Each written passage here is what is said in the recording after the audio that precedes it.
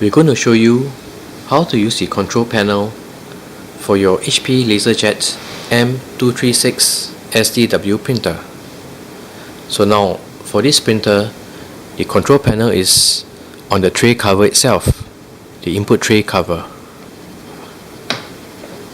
And we'll go through each button from the top right hand corner. First, you have the information button indicated by the eye.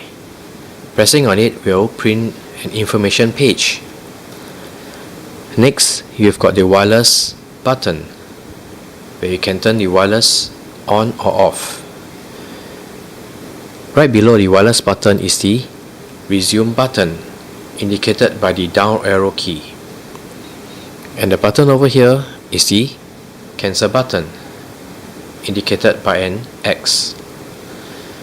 So this icon over here, or this button, is the document ID copy, where you can copy your ID card.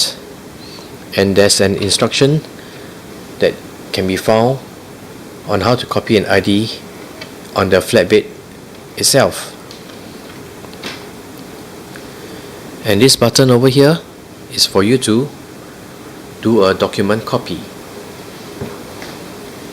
And now we'll move on to the three dots. So you can see a plus and a minus.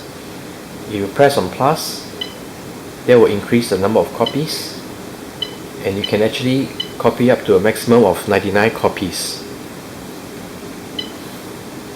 And pressing on the three dots, this is a menu for contrast. You can increase the contrast by pressing the plus and decrease by pressing the minus button. Press on the three dots again, and this is a enlarge or reduce your copy document from 25% all the way to 400%, where you can enlarge your copy. And pressing on the plus button, it will increase in multiples of 10.